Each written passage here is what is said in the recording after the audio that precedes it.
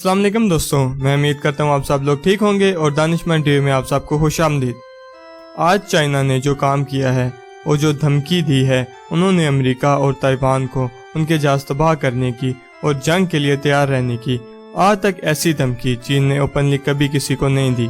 Back and पर तो ये ममालिक बहुत दफ़ा एक दूसरे के आमने सामने आ चुके हैं, लेकिन ऐसी नौबत आज तक नहीं आई।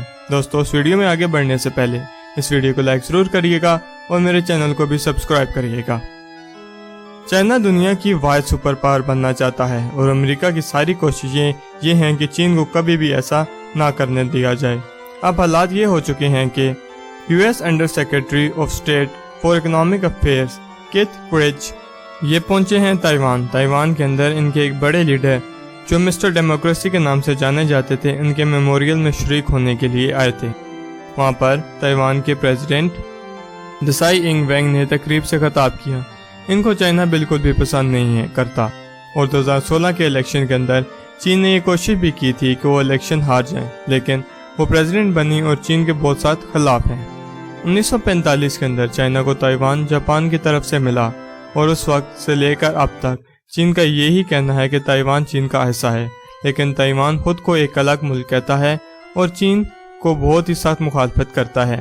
ताइवान में मौजूद अब प्रेसिडेंट की ये कोशिश है कि वो किसी भी तरह चीन के इस दावे से आज़ाद हो जाएं, इसलिए वो चीन को चुराने की हर कोशिश करती हैं, जैसे कि चीन के दुश्मनों अमेरिका यूएसए के साथ अच्छे ताल्लुकात बनाकर रखना चाहती हैं।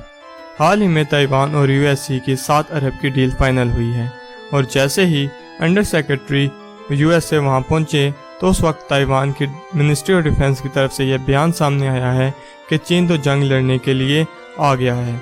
चीन अपने 2 F-6 bomber, 8 F-16 fighters, 4 J-10 fighters और 4 J-11 फाइटर्स ताइवान स्टेट के अंदर ले आए हैं। यानी चीन अपने फाइटर्स के साथ ताइवान में चला गया है और 2 दिन से ये जहाज वहाँ पर मौजूद हैं। ताइवान कभी भी अकेले चीन के सामने खड़ा नहीं हो सकता। यहाँ पर अमेरिका सामने आता है और बोलता है कि मैं तुम्हें अपने मिसाइल सिस्टम देता हूँ और मैं जहाज़ भी लेकर आता हूँ।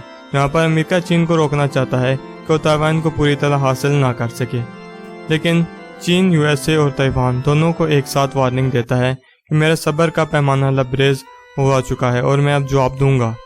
आपकी स्क्रीन के सामने न्यूयॉर्क टाइम्स की हेडलाइंस चल रही हैं। आप इनसे अंदाज़ा लगा सकते हैं कि मामलात कितने ज़्यादा बिगड़ चुके हैं।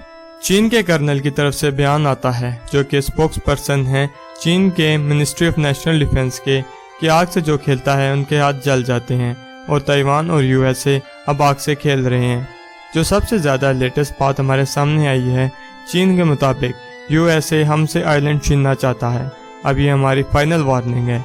अगर एक भी गोली चली या हमारे ऊपर हमला होता है, हम ताइवान को एक मिसाइल के साथ उसकी पूरी मिलिट्री को ख़त्म कर देंगे और अगर यूएसए उसकी मदद करने के लिए आता है तो भी पूरी जंग के लिए तैयारी करके है, क्योंकि उसके जहाज़ भी सही सलामत यहाँ से वापस नहीं जाएंगे। दोस्तों, उम्मीद करता हूँ ये वीडियो आपको पसंद आई हो। इस वीडियो को लाइक ज़रूर करिएगा। अल्लाह हाफिज़।